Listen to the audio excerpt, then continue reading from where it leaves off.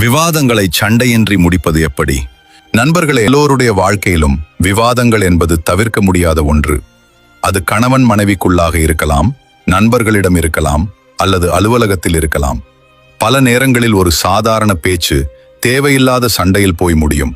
அப்புறம் ஏண்டா பேசினோம் என்று வருத்தப்படுவோம். இன்று நாம் பார்க்க போவது எந்த ஒரு விவாதத்தையும் சண்டையாக மாற்றாமல் உங்களுடைய கருத்தை எப்படி புரிய வைப்பது என்பதற்கான 5 சக்தி வாய்ந்த உளவியல் வழிகள். 1. நீ என்பதற்கு பதில் நான்.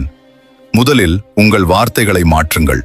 பெரும்பாலும் நாம் சண்டையிடும்போது நீ ஏன் இப்படி செய்தாய், நீ எப்போதும் இப்படித்தான் என்று எதிர்த்தரப்பினரை நேரடியாக குற்றம் சாட்டுவோம்.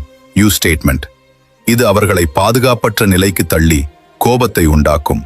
அதற்கு பதிலாக நான் ஐ ஸ்டேட்மெண்ட் என்பதை பயன்படுத்துங்கள். உதாரணமாக, நீ எனக்கு போன் செய்யவில்லை என்று சொல்வதற்கு பதில் நீ போன் செய்யாத போது நான் கொஞ்சம் கவலையாக உணர்ந்தேன் என்று சொல்லுங்கள். இது சண்டையை தவிர்த்து உங்கள் உணர்வை புரிய வைக்கும். 2. 5 வினாடி இடைவெளி. இரண்டாவது ரகசியம், கோபத்தில் எதையாவது பேசுவதற்கு முன்னால் மனதிற்குள் 5 வரை எண்ணுங்கள். ஆத்திரத்தில் வரும் வார்த்தைகள் புத்தியை சிதைக்கும். ஒரு சிறிய அமைதி அந்த இடத்தின் சூட்டை குறைக்கும். நீங்கள் நிதானமாக பேசும்போது அடுத்தவர்களும் கத்துவதை நிறுத்திவிட்டு உங்கள் பேச்சை கேட்கத் தொடங்குவார்கள். 3.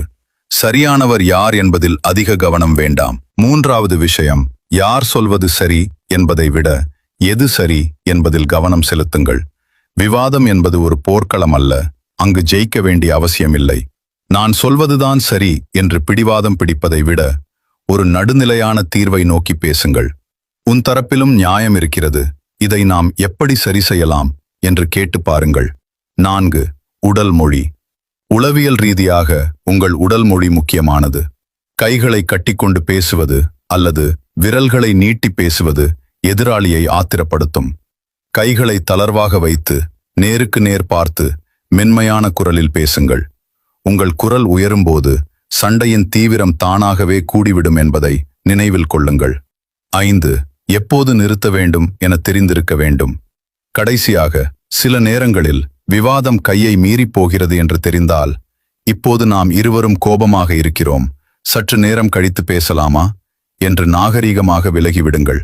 இது பலவீனம் அல்ல, புத்திசாலித்தனம்.